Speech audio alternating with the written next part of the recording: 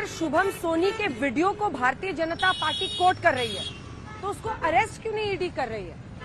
अगर वही है महादेव ये गेमिंग ऐप का मालिक, तो ऐसे में उसको ईडी क्यों नहीं अरेस्ट करी है? ये जो सियासत का एबीसी ईडी कर दिया है आपने, उस पर वो आरोप लगा रहे हैं आप पर। उन्हीं राज्यों में जा रहा है ईडी जहां पर कांग्रेस की सरकार। देखिए एजेंसियां क्या कर रही हैं, तकनीकी और कानूनी आधार के ऊपर वो कार्रवाई कर रही है। शुभम सोनी का जो वीडियो आया है, वो वीडियो तो दुबई से आया है, तब उनको सोच समझ के बोलना चाहिए। अगर कोई व्यक्ति विदेश में है और उसको पकड़ा गया है तो उसको सीधे जाके ईडी दुबई में गिरफ्तार कर सकती है क्या? मगर महत्वपूर्ण बात यह है, कांग्रेस के किसी नेता का अभी तक बयान नहीं आया कि हम शुभम सोनी नाम के किसी व्यक्ति को नहीं जानते। यह कहना चाहिए था भूपेश बघेल को कि हम शुभम सोनी नाम के किसी व्यक्ति को नहीं जानते, हमारा उससे कोई लेना देना नहीं है। ये ना बोल के वो कह रहे हैं अरे इससे ज्यादा मजाक की बात क्या हो सकती है। यानी एक गंभीर गहरे आरोप को ट्रिविलाइज करने का प्रयास उनकी तरफ से हो रहा है। और मैं एक और बात कह दूं, महत्वपूर्ण बात यह, ईडी जांच करेगी, सरकारी एजेंसियां जांच करेंगी कि पहले पैसा यहां से खाड़ी के देशों में जाता है, फिर 508 करोड़ ये खाड़ी के देशों के रूट से पैसा आ कैसे रहा है चुनाव में, और 5 करोड़ बरामद भी हो जाता है। और पुनः मैं रोहन गुप्ता जी को याद दिला देना चाहता हूं, ये विदेश में जो भ्रष्टाचारी पकड़े जाते हैं, सबका संबंध कांग्रेस पार्टी से ही क्यों निकलता है? चाहे मोदी जी की सरकार हो या इससे बहुत पहले। क्रिश्चियन मिशेल का नाम याद है? गाइडो हेस्के, वोल्कर रिपोर्ट 2007 कि सद्दाम हुसैन के इराक से तेल के कूपन कांग्रेस पार्टी के पास आए, जिस पर नटवर सिंह का इस्तीफा, याद है आपको कि नहीं? और फिर वो ओटावियो क्वाट्रोची किस जमाने में? राजीव गांधी जी के जमाने में। और यूपीए 1 सरकार के आखिरी कालखंड में अर्जेंटीना में क्वाट्रोची का रेड कॉर्नर नोटिस नलीफाई होता है, और उसके बाद सरकार बजाय रेड कॉर्नर नोटिस इशू करने के उसके अकाउंट में पैसा ट्रांसफर कर देती है। तो मैं जानना चाहता हूं कि ये क्वाट्रोची हमारे बचपन से लेके, उसके बाद वोल्कर से लेके, गाइडो हस्के से लेके, क्रिश्चियन मिशेल से लेके, ये शुभम सोनी तक, ये आपके भ्रष्टाचार के तार समुंदर पार से कैसे जुड़े रहते बता दीजिए। फिर मैं कह रहा हूं, ये वाली कहानी भी खानदानी है, इसका भी कोई आज से लेना देना नहीं है। टेक्निकल पॉइंट का बिल्कुल कानूनी बात होगी, एजेंसियां और कोर्ट तय करेगी, मगर नैतिक जवाब तो आपको देना पड़ेगा। नैतिक राजनीतिक जवाब के पिछले 40 सालों से ये कहां से कहानियां निकल रही हैं कि समुद्र पार के भ्रष्टाचार के साथ कांग्रेस के तार जुड़े रहते हैं। आज से कुछ ही देर बाद सुधांशु जी, भोपाल से राज तिलक है और हम बड़ा तालाब के सामने खड़े। एक बार राजा भोज की प्रतिमा जरा दिखा दीजिए। मूर्ति है, न्याय की मूर्ति है। एक ऐसे राजा के शासक के रूप में उन्हें जाना जाता था जो न्याय की बात करते थे, और इसीलिए न्याय की बात में तो फिर समानता आना चाहिए ना एजेंसियों की नजर में। ये जो उन्हीं राज्यों में ईडी का पहुंचना है जहां पर कांग्रेस पार्टी का या विपक्षी दलों का शासन है, प्रश्न इस बात को लेकर है। लेकिन देखिए रोहन जी, जब आरोप लगता है तो ओनस कहीं ना कहीं उस पॉलिटिकल पार्टी पर आ ही जाता है कि वो प्रूव करे। अब जैसे रफाल का मुद्दा था, रुक जाइए मैं आ रही हूँ, आप इस पर बोलिएगा। रफाल का मुद्दा था 2019 में, आप लोगों ने सारी तोपें निकाल दी भारतीय जनता पार्टी के खिलाफ रफाल सौदे को लेकर। ये आप पर ओनस था, ये बीजेपी पर उस वक्त ओनस था कि उनको प्रूव करना था कि नहीं ये आरोप हम पर गलत है।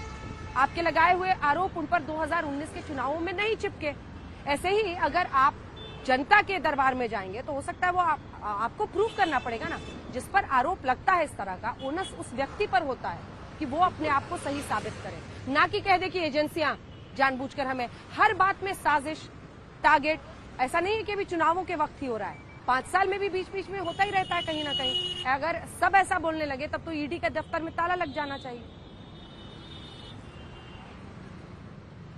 बिल्कुल अंजना जी, बहुत अच्छे आपने सवाल अच्छा पूछा और इसका मैं जिम्मेदारी से जवाब दूंगा। पहली बात तो, जब सुधांशु जी ब्लैक एंड व्हाइट के जमाने में चले जाए ना, ब्लैक एंड व्हाइट पिक्चर के जमाने में, और कलर पिक्चर से अपनी जान छुड़ा ले, मतलब कि उनका तर्क खत्म हो गया है। अरे भाई साहब, आज की बात कीजिए ना। सवाल तो आज हम छत्तीसगढ़ पे बात कर रहे हैं। और अंजना जी, बहुत सही सवाल आपने पूछा। देखिए, कोई भी एजेंसी होती है, उसकी विश्वसनीयता प्रूव करना उस सरकार का काम होता है। हमने सबने देखा है। मैं हमेशा कहता हूं कि 5422 जो पीएमएलए के केस में, उसमें से 3-4 जो केस है भाजपा के छोटे मोटे नेता का खिलाफ है, बाकी कोई भी भाजपा के उसके अंदर नहीं। आज ईडी को, अगर ये मैं आपको वापस रिपीट कर रहा हूं, फरवरी 2023 में इस आदमी की शादी होती है, 200 करोड़ का खर्च किया जाता है दुबई में, तब से ईडी की रडार में है, तब से ईडी ने काफी फिल्म स्टारों को भी बुलाया, सब कुछ किया। फरवरी से लेके आज हम नवंबर तक की बात कर रहे हैं, तब तक ईडी ने इस ऐप को बैन क्यों नहीं किया? Point number 1। जून में छत्तीसगढ़ सरकार ने लुकआउट नोटिस जारी किया है इनके खिलाफ। तो मुझे बताइए, जून, जुलाई, अगस्त, सितंबर, अक्टूबर, नवंबर में हम खड़े हुए हैं, तब तक सरकार ने, ईडी ने क्या किया? वापस मैं बोल रहा हूं, दुबई के साथ हमारा प्रत्यारोपण संधि है।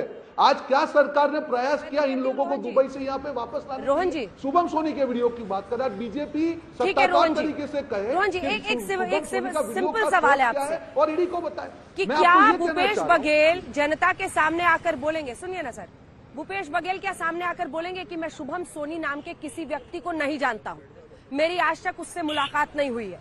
इस तरह की बात क्यों नहीं आ रही? बिल्कुल। आज आपने प्रेस कॉन्फ्रेंस देखी नहीं है? आज ही देखी आपने? देखिए, उन्होंने आज प्रेस कॉन्फ्रेंस करके कहा कि आज तक 2 मुखिया को जो कहा जाता था कि जो इसके ओनर है, आज शुभम सोनी उसके मुखिया बन के आ जाते हैं। और शुभम सोनी ये कहते हैं कि सौरभ चंद्राकर और जो रवि उप्पल है उसको हमने खड़ा किया। तो इसका मतलब शुभम सोनी मालिक है और सौरभ की शादी में, अपने नौकर की शादी में 250 खर्च किया। ये इनका बयान है, आपने सुना नहीं है? भूपेश बघेल जी ने क्लियरली कहा कि रिश्ता क्या कहलाता है। आप बताइए कि शुभम सोनी हो या रवि उप्पल हो या चंद्राकर हो, इसके भाजपा से क्या रिलेशन है? हम तो सामने आक्षेप कर रहे हैं, जब मां महिम की तस्वीरें उनके साथ में, चंद्राकर के साथ में इनके मां महिम की तस्वीरें, भाजपा उसका जवाब नहीं देना चाहिए? रमन सिंह के सामने, रमन सिंह के साथ में असीम दत्ता की तस्वीरें, क्या भाजपा को जवाब नहीं देना चाहिए? हम तो जवाब देने को तैयार है, मुख्यमंत्री जी ने जवाब दिया है। हमारे आक्षेप का जवाब भाजपा क्यों नहीं दे पा रही? बताइए क्यों नहीं दे पा रही है? क्योंकि वहां से सारा प्रेस नोट ईडी से निकलता है और वीडियो भाजपा के दफ्तर से निकलता है। यही पूछ रहे थे सुधांशु से, ये चंद्राकर हो, खत्म हो जाता है, चंद्राकर हो, कोई हो, जो ईडी के एम्बिट में थे, ठीक है, ईडी के एम्बिट में थे, वो महंगी महंगी शादियां रचा रहे हैं विदेश में। ईडी उनके सामने बड़ा असहाय दिखता है, लेकिन यहाँ पर जब बात पॉलिटिकल नेताओं की होती है, तब वो फौरन आके कह देता है कि 508 करोड़ रुपए लेने का इल्जाम है भूपेश बघेल पर। अब आपको तथ्यात्मक रूप से ये प्रूफ करना होगा ना, वरना ये जो विदेशों में जा के इसी गेमिंग ऐप के कोई मालिक है, अब ये नया मालिक शुभम सोनी अपने आप को कह रहा है, ये सारे जाके इतने इतने पैसे उड़ा रहे हैं। फिल्म स्टार्स जा रहे हैं, बॉलीवुड के फिल्म स्टार्स जा रहे हैं, वहां पर सिंगर्स परफॉर्म कर रहे हैं बड़े बड़े, उनके खिलाफ कुछ नहीं हो रहा है, पूछताछ के लिए अब जाकर उन्हें बुलाया जा रहा है। तो मामला जो आपने बात थोड़ा सियासी लग रहा है सुधांशु। जो अंजना जी आपने बात कही, उसमें रोहन जी ने जो प्रश्न पूछा उसका कुछ हद तक उत्तर नहीं थे। पहले तो मैं रोहन जी को बात बता दूं, मैंने तो सिर्फ आपकी पिछली 4 सरकारों की बात कही थी, और ये पार्टी कह रही है कि कलर्ड के जमाने से ब्लैक एंड व्हाइट के जमाने में चले जाए। अब शायद इनको याद ही नहीं अपने जमाने में, मान्यवर कलर्ड का जमाना तो 1953 में आ गया था भारत में, और भारत में दूरदर्शन पे कलर्ड का प्रसारण 19 नवंबर 1982 जिस दिन एशियाड का उद्घाटन था उस दिन से शुरू हो गया। मैंने तो राजीव गांधी जी का जमाना बोला, आप पता नहीं, मगर आप तो वो पार्टी है जनाब, कलर्ड और ब्लैक एंड व्हाइट तो छोड़िए, आप तो वो पार्टी जो स्टिल फोटो के जमाने में जाना चाहते, फट से कूद के जाते स्वतंत्रता आंदोलन हमने लड़ा था, यानी जब केवल फोटो का जमाना था 1920 और 30 में चले जाते हैं। इसलिए पीछे जाने की फितरत आपकी है, हमारी नहीं। अब आते हैं वर्तमान के ऊपर, इस विषय के ऊपर जवाब देते हैं। देखिए, साफ साफ नाम लेकर शुभम सोनी ने भूपेश बघेल जी का नाम लेके कहा है, किसी के साथ फोटो उपस्थिति एक पक्ष है, नाम लेके पैसा कहना। और असीम दास ने भी कहा कि मैं तो सिर्फ कोरियर हूं, यानी मैं तो सिर्फ मालवाहक हूं। मुझे बताया गया है कि कोई सीनियर कोई पॉलिटिशियन मिस्टर बघेल, उसने भूपेश बघेल ने कहा मिस्टर बघेल का ही पैसा है, उन तक पहुंचाना है। तो जब नाम ले लिया गया तब ये आपके ऊपर अवश्यंभावी है कि आप स्पष्ट करें नैतिक रूप से। हां, जो आपने कहा कार्रवाई की बात, आप स्वयं बोले भाई, दुबई में अगर खर्चा हुआ है तो मानी हुई बात है। आपने कहा प्रत्यर्पण संधि है, तो प्रत्यर्पण संधि के लिए गहरे तथ्य आपको फैक्ट्स इकट्ठा करने पड़ेंगे, फिर कोर्ट की प्रोसीडिंग में जाना पड़ेगा और उसके बाद आप मूव कर सकते हैं। तो मानी बात है, विदेश में अगर कोई घटनाक्रम हुआ तो आप स्वयं कह रहे हैं कि फिल्म स्टारों से पूछताछ हुई, बहुत सारे लोगों से पूछताछ हुई, तो ईडी ईमानदारी के साथ उन तथ्यों को इकट्ठा करने में लगी हुई है। इसीलिए मैं आपसे कहना चाह रहा हूं कि टेक्निकल पॉइंट तो अपनी जगह है और पॉलिटिकल, देखिए अभी अंजना जी एक बड़ी मजेदार बात बताएंगे। इनकी पार्टी का खुद स्टैंड है दिल्ली में कि शराब घोटाला हुआ है और उसके लिए जो आरोपी उनको जेल जाना चाहिए। जिन पे इनका आरोप है वो भी कहते हैं दुरुपयोग हुआ है। अब इनसे स्टैंड पूछिए दिल्ली को लेकर कि केजरीवाल सरकार ने घोटाला किया है या नहीं, तो कहेंगे हाँ घोटाला किया है, तो उनके ऊपर कार्रवाई हो रही है, हाँ जी सही है, तो केजरीवाल कह रहे नहीं जी गलत है, अब यहां पे मेरे खिलाफ गलत है। इसीलिए मैं आपसे कहना चाहता हूं, पुनः एक बार पुनः मुझे बता दीजिए कि कब आपका ऐसा दौर रहा, चलिए सरकार बोल कोई 3 साल बता दीजिए पिछले 30 साल में जब कांग्रेस के किसी बड़े नेता, मंत्री स्तर के नेता के ऊपर भ्रष्टाचार के ऐसे आरोप न लगे हों कि उसे जांच एजेंसी और कोर्ट कचहरी के चक्कर काटने पड़े हों।